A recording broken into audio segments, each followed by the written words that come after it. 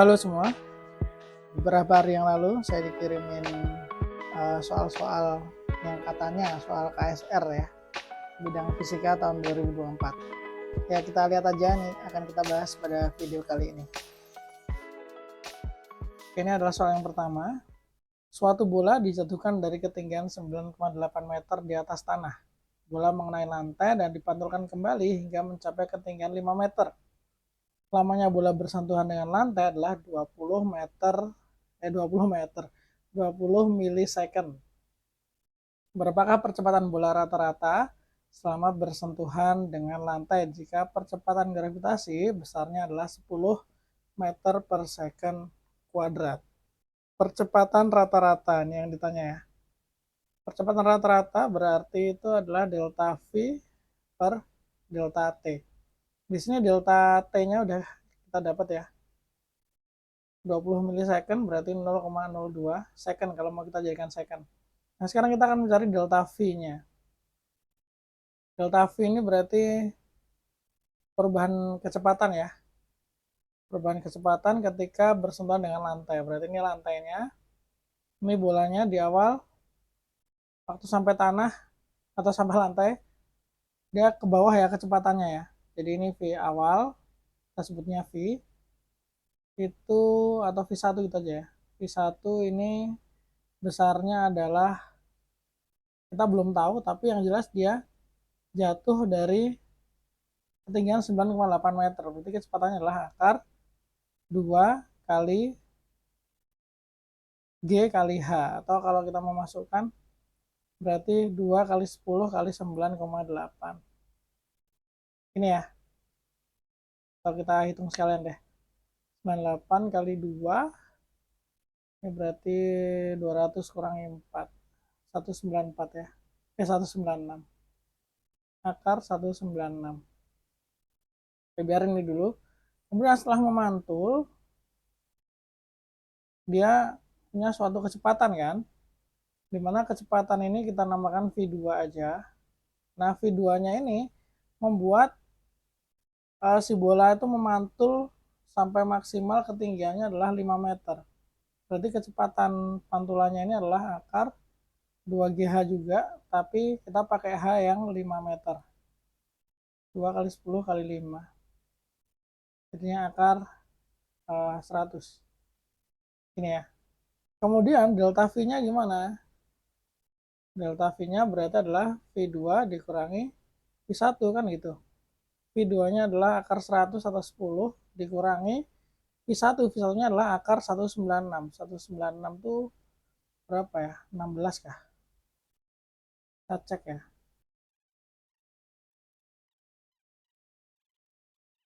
Ternyata akar 196 itu 14 ya.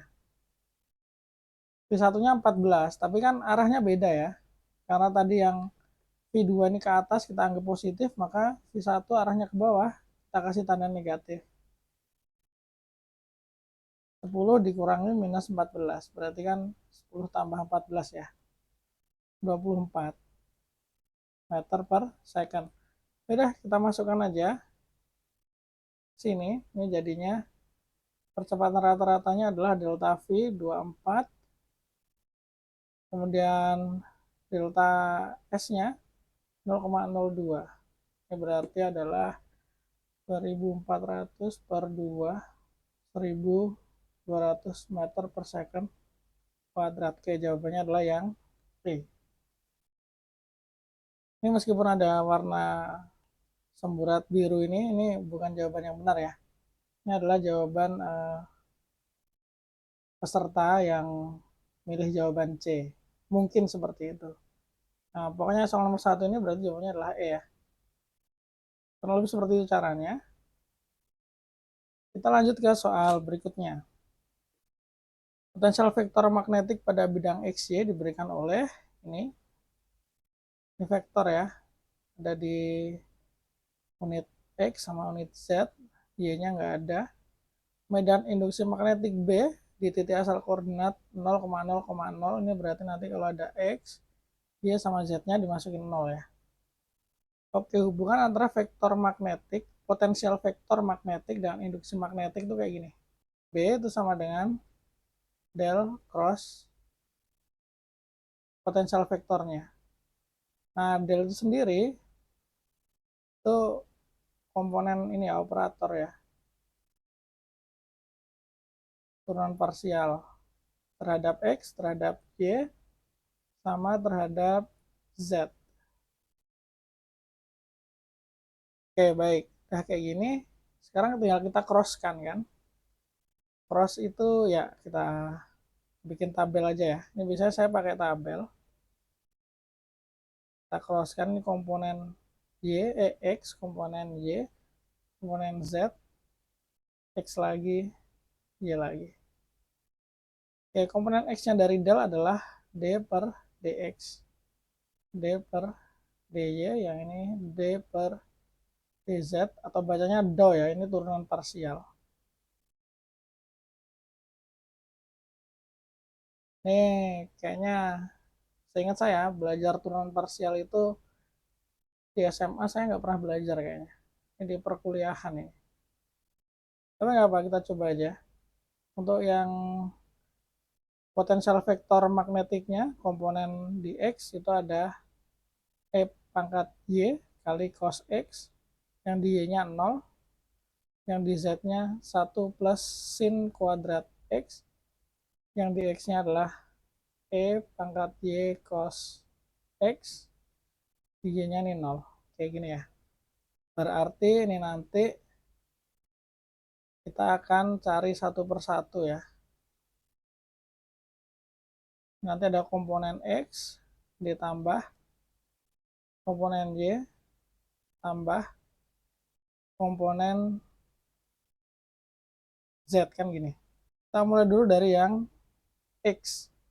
Kalau kita mau nyari X berarti kita crosskan bagian Y sama Z ya. Nah, ini berarti crossnya Y sama Z ketemu ini, Y ketemu Z-nya 0 ya. Ini 0 berarti ini tersisa do 1 plus sin kuadrat X per do Z, kayak gini. Nah, terus bagian Y, kalau Y berarti yang di-crosskan adalah komponen Z dengan X.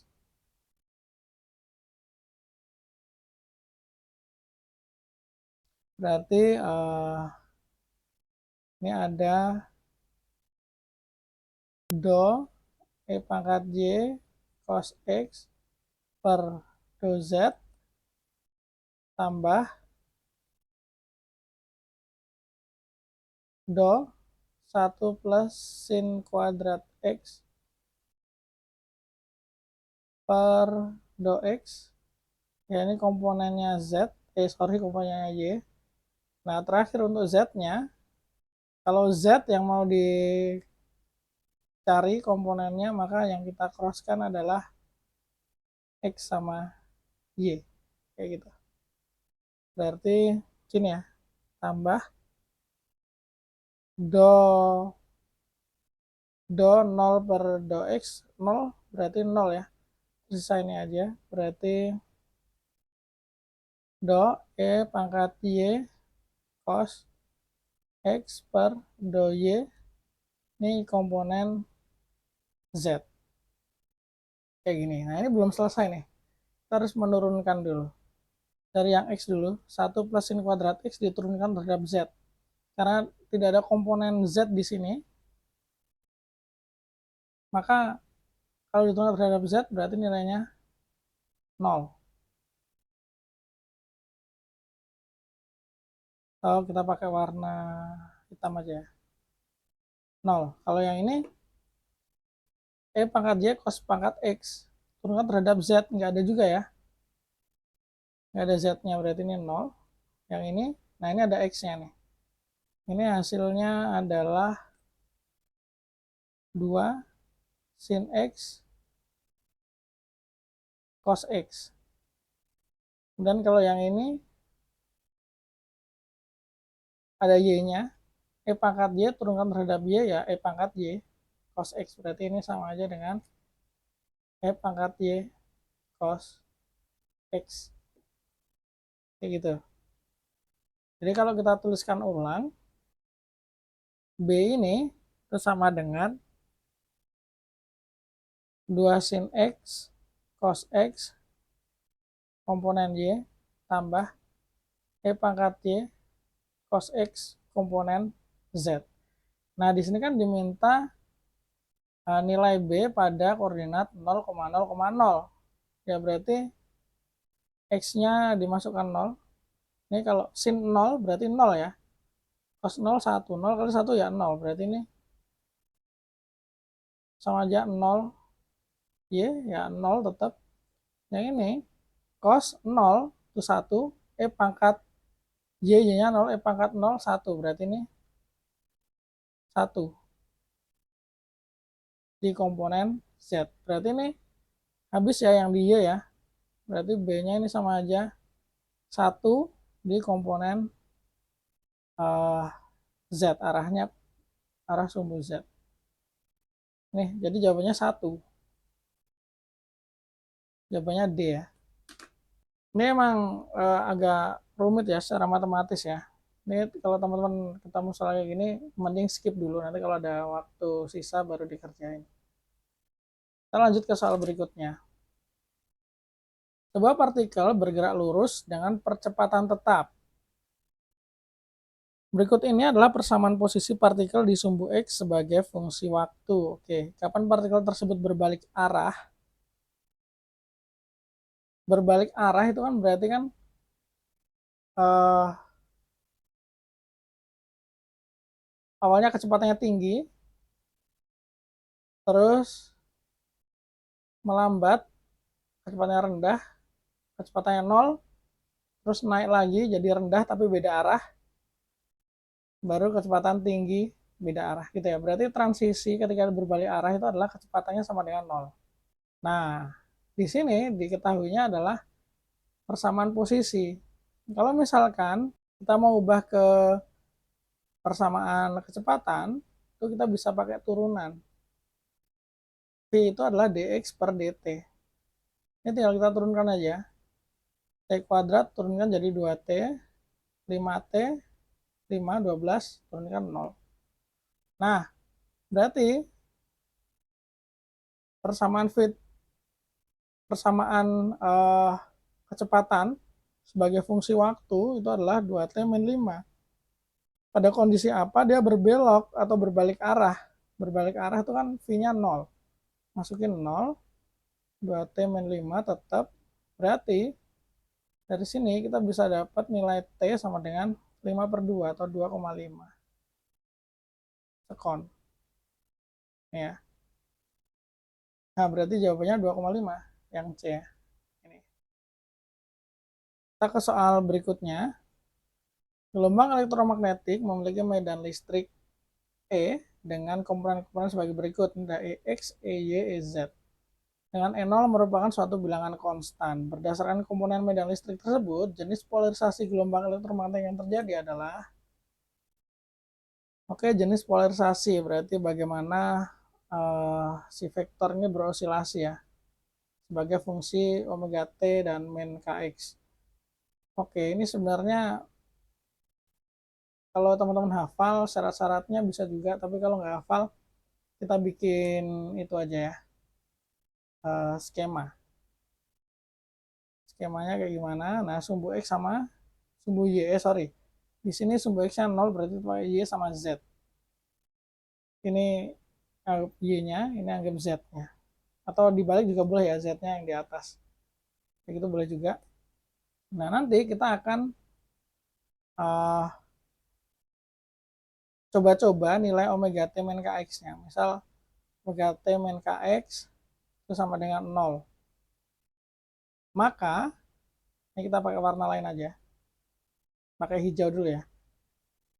Ketika omega T min Kx itu sama dengan 0, maka EY, ini kalau dimasukin 0, cos 0 itu 1 ya. Ini 3E0. EZ-nya, ini jadinya sin masukin 0, berarti 0 ya.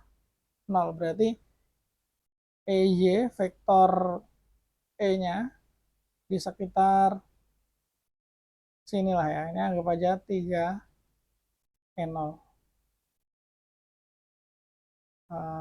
Nah, vektor totalnya seperti ini. Vektor E-nya ya. Kemudian kalau misalkan kita warna lain lagi, omega T min KX sama dengan, ini bisa pakai sudut berapapun bebas. Kalau misalkan biar ini ya, nggak pakai akar-akar, kita pakainya sudut 37 derajat aja, atau 53 deh. 53 derajat, maka nilai yang ada sinnya, yang ada cosnya, dia akan bernilai 0,6. Berarti 3E0 kali 0,6. 1,8 E0. Oke, 1,8 itu berarti perkiraan di sinilah ya. Perkiraan di sini. Kemudian kalau untuk EZ-nya, sin 53 itu 0,8, berarti ini 3 per 2, E0 kali 0,8. Berarti berapa ya ini ya? 0,4, 1,2 ya. 1,2 E0. Baik. Ini 1,2 E0 itu berarti sekitar sinilah ya. Nah, sini. Ya udah, kita tarik garis saja. Nah, jadinya ini. Vektor totalnya ini ya. Nah, ini biar skalanya oke. Di sini kita anggap 3 per 2 E0 ya di ujung sini ya. Terus kita ubah lagi sudutnya. Misalnya omega T min KX-nya adalah 90 derajat. Berarti EY-nya cos 90 0. Oke. EZ-nya sin 90 1. Berarti ini 3 per 2 E0. So, vektornya jadi kayak gini. Nah, di sini pas 3 per 2 E0. Nah, nanti kita cobakan aja di 180 ya. Kita pakai warna apa ya? Ungu aja deh. Omega T min KX ini 180 misalnya. Berarti EY-nya adalah cos 180. Itu minus 1 ya. Berarti minus 3E0. Kalau EZ sin 180 itu 0. Oke, ini minus 3E0 itu di mana? Ya berarti di sini kebalikannya kan. Nah, yang ini minus 3E0. Udah, bikin kayak gini. Nah, nanti ini kalau kita bikin-bikin terus, nanti lama-lama dia membentuknya kayak gini. Jadi ini nanti bisa kita ubah ya, apa namanya, kita satukan, jadinya bentuknya seperti ini. Ini bentuknya kurang oke sih, cuman adalah gambarannya ya. Dia tidak bulat sempurna, tidak lingkaran sempurna. Nah, dia ini bentuknya elips. Nah, berarti kalau bentuknya elips, dia nanti polarisasinya elips. Jawabnya yang E berarti. Tapi kalau bentuknya itu lingkaran sempurna, berarti melingkar ya polarisasinya. Kalau bentuknya itu cuma garis aja, cuma ada di dua nilai, itu berarti dia linear seperti itu. Tapi ini agak lama ya caranya dengan coba-coba ya.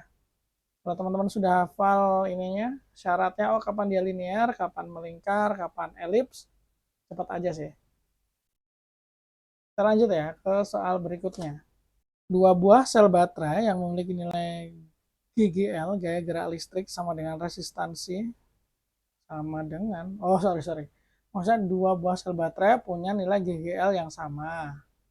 Dengan resistansi internalnya masing-masing R1 sama R2.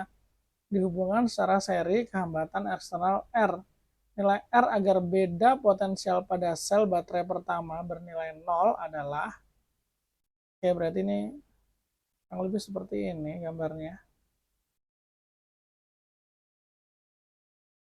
Ini baterai 1, ini baterai 2. Ini karena susunannya seri gitu ya. Maka ini berlaku epsilon 1, oh ya ini epsilon 1 sama dengan epsilon 2 ya. GGL-nya kita misalkan epsilon aja. Oke. So epsilon ini berarti 2 epsilon. 2 epsilonnya akan sama dengan arus listrik dikali R total. R1 yang ini 2 tambah R2 tambah R besar. Ini kan.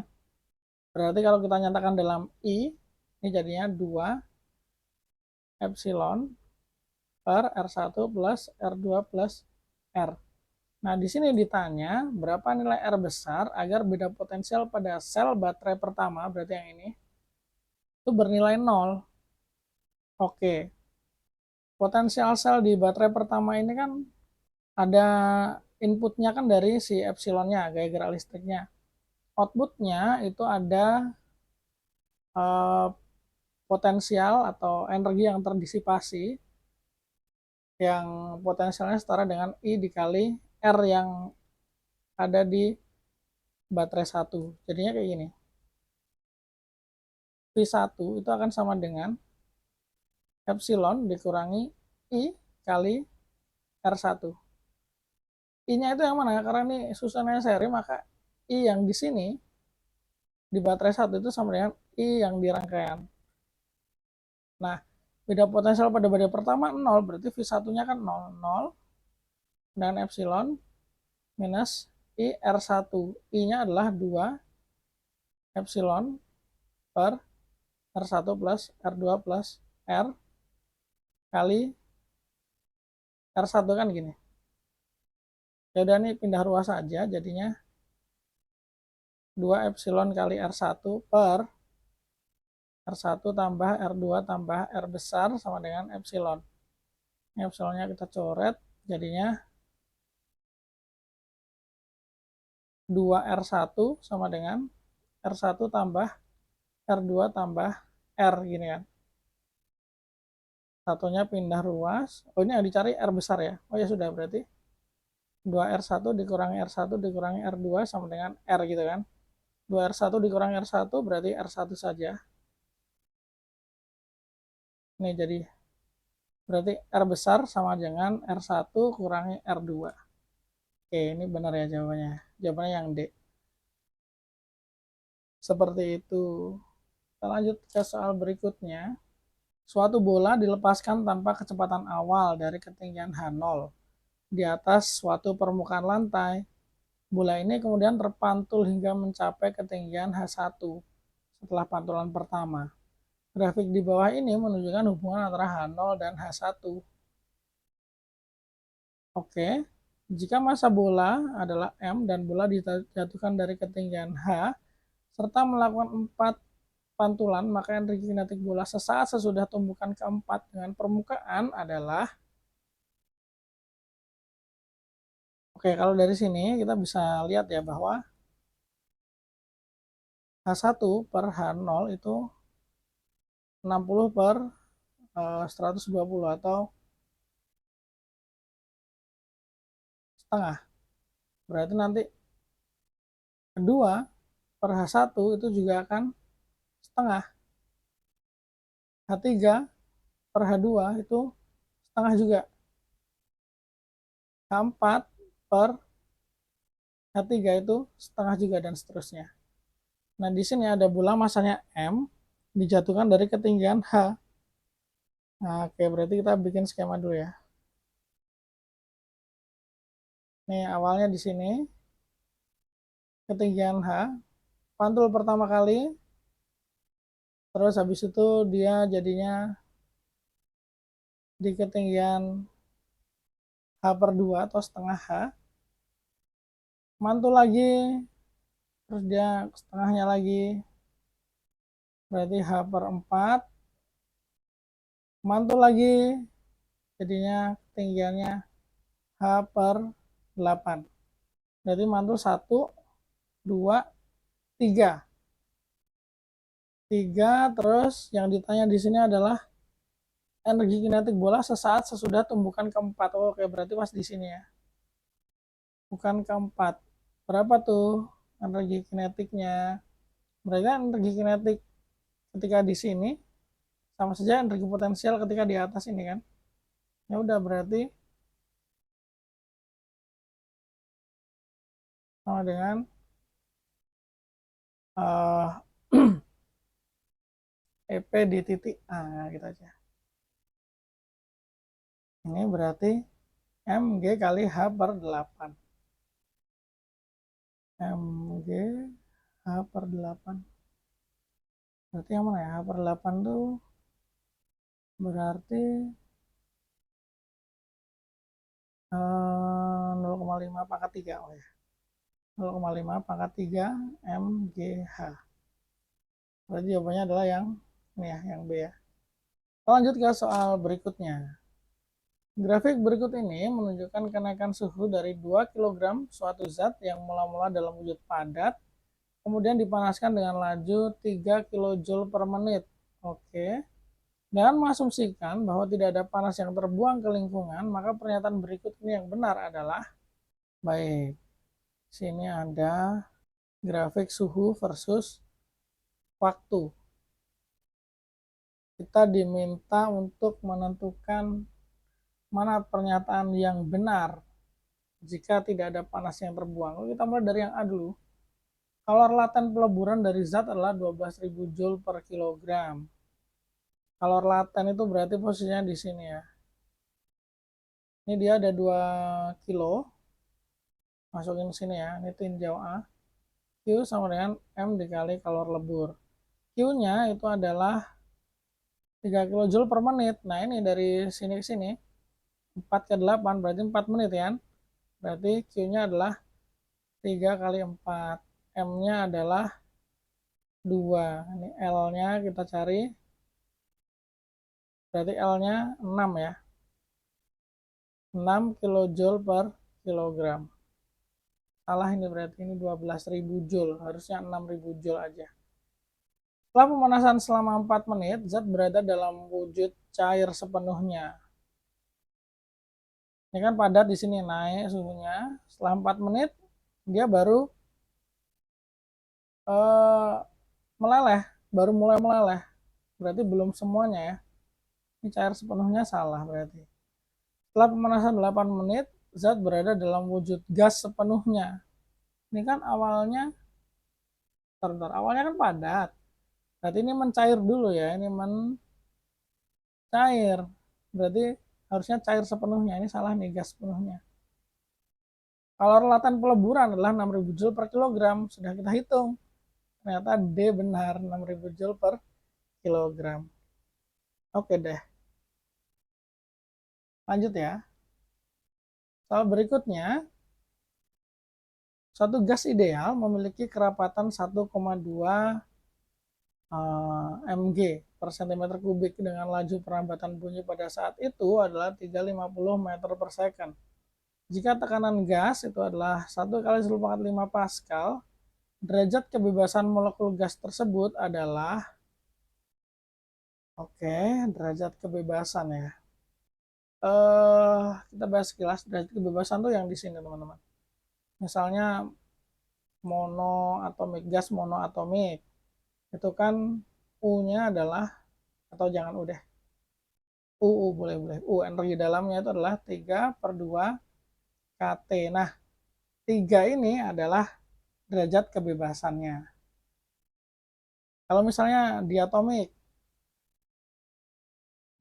itu berarti selain translasi ada rotasi, tapi rotasinya cuma 2 aja.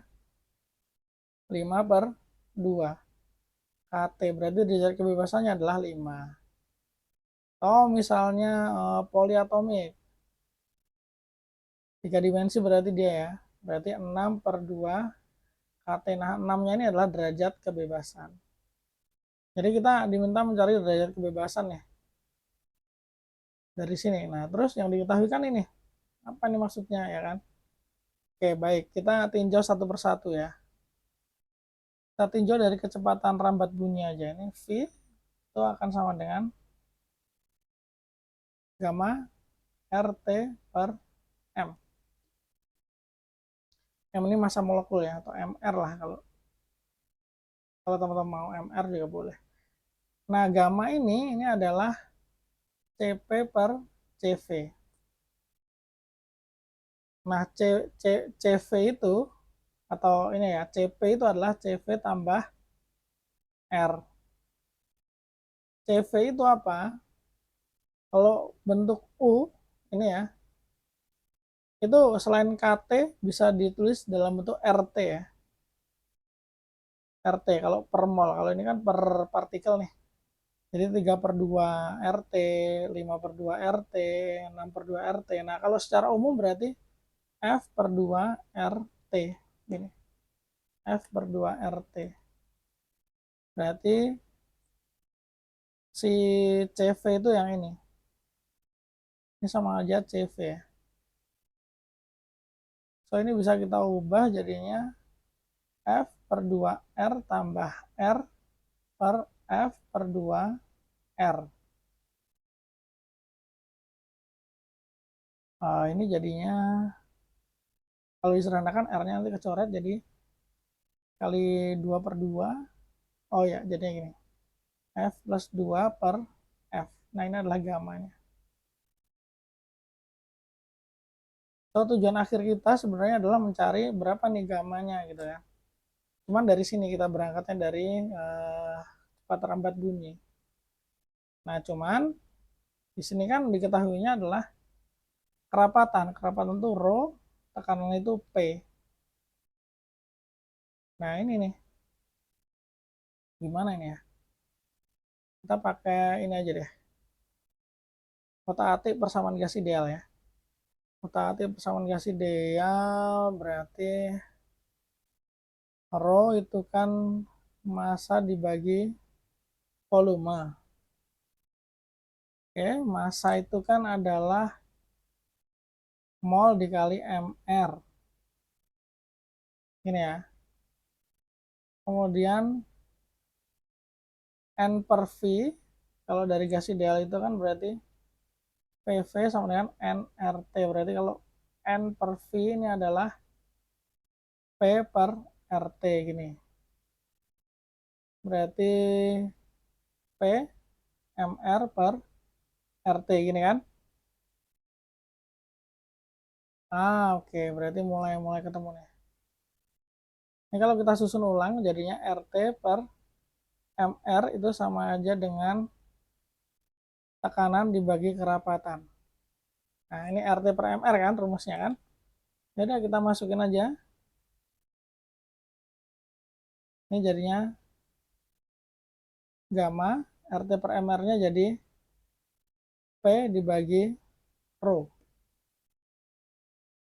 Ini biar enak, ini kita kuadratkan. V kuadrat omega P per rho. Omega lagi, sorry, gamma. Nah, berarti gamanya ini nanti adalah V kuadrat kali rho dibagi P. Kita jadikan kesatuan internasional semua. V-nya udah meter per second, oke. 350 kuadrat kali rho-nya ini masih miligram, kita jadikan kilogram ya. Jadinya 1,2 dikali 10 pangkat minus mili ke kilo 6 per, ini cm kubik, kita jadikan meter kubik, berarti naiknya 2 kali 10 pangkat min 6 juga. Oh iya, oke, hilang. Tetap ya, sama ya berarti ya. 1,2 kilogram per meter kubik. P tekanannya ini adalah 10 pangkat 5 Pascal. Pascal itu sudah ini ya, satuan SI ya. Oke, dapat ini. Kita cari gamanya. Kita biar cepat pakai kalkulator aja ya. Kita masukkan angkanya 350 kuadrat kali 1,2 dibagi 10 pangkat 5. 1,47. Oke. Ini baru gamma. Gamma itu kan tadi kita dapat ini ya rumusnya. Oke, kita lanjutkan di sini berarti. Atau di sini aja deh. Nah, sini aja. Gamma itu kan F plus 2 per F. Ini sama dengan 1,47. Ini berarti F plus 2 sama dengan 1,47 F. Berarti 0,47 F sama dengan 2. F berarti 2 per 0,47. Kita masukkan lagi kalkulator. 2 dibagi 0,47. Hasilnya adalah 4,25. Nah, ini yang paling mendekati berarti yang D ya. 4,2. Kayak gitu. Kita lanjut ke soal berikutnya. Dua buah roda, sebut saja roda P, ini roda P yang kecil, dan roda Q dihubungkan dengan rantai. Kalau dihubungkan dengan rantai kayak gini, maka berlaku VP sama dengan VQ. Lanjutkan. Roda P bergerak dengan percepatan sudut tetap, yaitu alfa P. Pada T tertentu, roda P sudah berputar 40 kali. Jika ukuran jari-jari Q adalah 2 kali roda P, berarti RQ adalah 2 kalinya RP. Berapakah banyak putaran yang sudah dibuat oleh roda Q? Oke, ini roda P-nya udah 40 kali ya. Oke, kita pakai hubungan ini dulu. Ini berarti VP sama dengan VQ, sama aja omega P dikali RP, sama dengan omega Q kali RQ. Kan RQ sama dengan 2RP. Ya, berarti kan omega P, RP sama dengan omega Q, 2RP gini kan. Ya, coret, kita dapat omega P sama dengan omega Q kali 2 atau 2 kali omega Q. Oke, kita sampai sini dulu. Setelah itu kita ubah omega ini ke dalam sudut tempuh. Berarti kan, sorry bentar. Oh, ini dulu. Ada alfa P ya. Kita kan tujuannya mencari Q. Oke, kita definisikan di sini dulu aja. Banyak putaran tuh N misalnya. Berarti sudut tempuh Q harus dibagi dengan 360 derajat atau 2pi. Nah, kita harus nyari ini. N-nya si Q. Nah, theta Q ini kita belum tahu berapa. Nah, kita hubungkan dengan ini ya. Dari sini. Pertama, omega P itu berarti adalah alfa P dikali T. Berarti kalau kita mau mencari theta-nya P, berarti itu adalah setengah alfa P kali T kuadrat. Ini ya. Berarti bisa juga dibilang bahwa theta-nya P adalah setengah dari omega P kali T. Kan gini kan? Berarti omega P itu adalah 2 theta P per T. Nah, sampai sini dulu ya. Oke, kita masukkan ke sini. Dari sini nanti kita bisa dapat bahwa 2 theta P per T itu sama dengan 2 omega Q. Duanya saling coret. Berarti omega Q sama dengan theta P per T. Terus setelah itu, mana lagi ya? Oh, kita tujuan mencari theta Q ya. Theta Q. Nah, tapi sebelum situ, di sini kan kita udah tahu dia 40 kali si roda P berputar. NP itu kan berarti theta P per 2pi kan. NP-nya 40. Berarti theta P-nya adalah 40 kali 2pi. 80 pi gini ya. Ya udah kita masukin aja. Nih kita hubungkan. Kita bisa dapat sekarang omega Q itu sama dengan 80 pi per T. Wait, hang on. Eh, nah, sebenarnya kita bisa pakai hubungan ini juga ya. Jarak tempuh. Ini karena dihubungkan dengan apa namanya? Belt ya atau rantai, maka S-nya P itu sama dengan S-nya Q. S itu kan adalah theta kali R. Nah, ya kan? Nah, gini. RQ-nya 2 kali RP. Ya udah berarti theta P sama dengan 2 kali theta Q. Ah, oke. Theta P-nya kita udah dapat segini nih. Berarti theta Q adalah theta P dibagi 2. 80 pi bagi 2. 40 pi kan ini. Berarti sekarang terakhir nih NQ itu theta Q 40 pi dibagi 2 pi. Ya coret ini berarti 20 putaran. Oh, oke. Ya, bisa pakai ini ya. Aduh, ini kenapa panjang sekali ya sampai sini. Jadi 20 putaran harusnya. Ini jawabannya yang B. Kayak gitu. Oke, jadi teman-teman fokus yang ini aja ya. Yang warna biru ini aja ya. Ya, warna biru aja. Yang merah sama hijau ini ternyata nggak kepake. Kita bisa pakai warna biru ini. Oke deh. Lanjut ke soal berikutnya ya. Sejumlah muatan titik 2Q yang tak terbatas memiliki tanda yang berlawanan secara bergantian. Oke, dan seterusnya. Muatan-muatan tersebut diletakkan sepanjang sumbu X positif, X1, X2, X4, X8, dan seterusnya. Potensial listrik pada X sama dengan 0 terhadap susunan muatan-muatan tersebut adalah, ini titik nolnya di sini. Ini berarti X1, X2, 4, terus 8, dan seterusnya ya. Ini masing-masing ada muatan 2Q, ini minus 2Q, 2Q, minus 2Q gitu ya.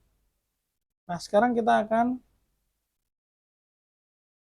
lihat dulu V atau potensial ya. Ruang potensial itu kayak gini.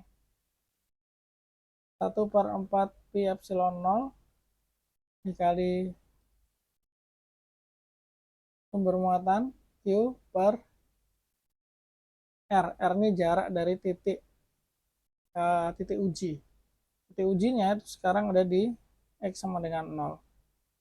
Ya, berarti kalau di sini tinggal dijumlahkan aja ya. V di A misalnya. V di A ini berarti 1/4 pi epsilon 0. Ini kan sama semua. Ini berarti tinggal 2Q 1 dikurangi 2Q per 2 tambah 2Q per 4 kurangi 2Q per 8 tambah 2Q per habis 8 berarti 16 ya. Ini kan bentuk pola nih. Kurangi 2Q per 32 dan seterusnya. Nah gini kan. Ini kan sebenarnya deret apa ini namanya? Deret geometri ya. Tapi ada minusnya. Minus setengah. Oh iya. Berarti ini polanya deret geometri dengan A-nya sama dengan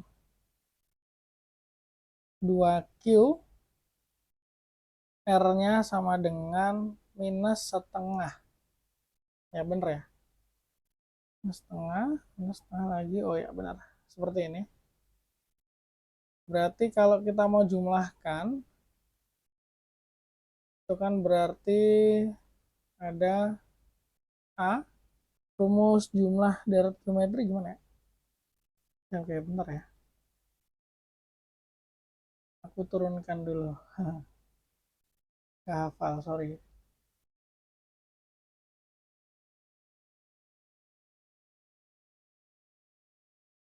Oke, udah nemu rumusnya. Ini berarti A kurung 1 minus R pangkat N per 1 min R gini ya. Mau R-nya plus atau minus, kalau N-nya tak hingga, ini jadinya A per 1 min R, karena R-nya kan minus setengah kan. Makin banyak N-nya, nanti makin kecil nilainya. Ini berarti 2Q per 1 plus setengah. 3 per 2 berarti 4Q per 3. 4Q per 3 gini ya. Oke deh, berarti kita balik lagi ke sini. Pi ini akan sama dengan 1/4 Pi epsilon 0. Nah, total dari penjumlahan ini semua itu adalah 4Q per 3 yang ini. 4Q per 3. So, 4-nya kita coret. Jadinya VA-nya adalah Q per 3 Pi epsilon 0. Mana ada nggak? Q per 3 Pi epsilon 0 jawabannya adalah yang D. Seperti itu.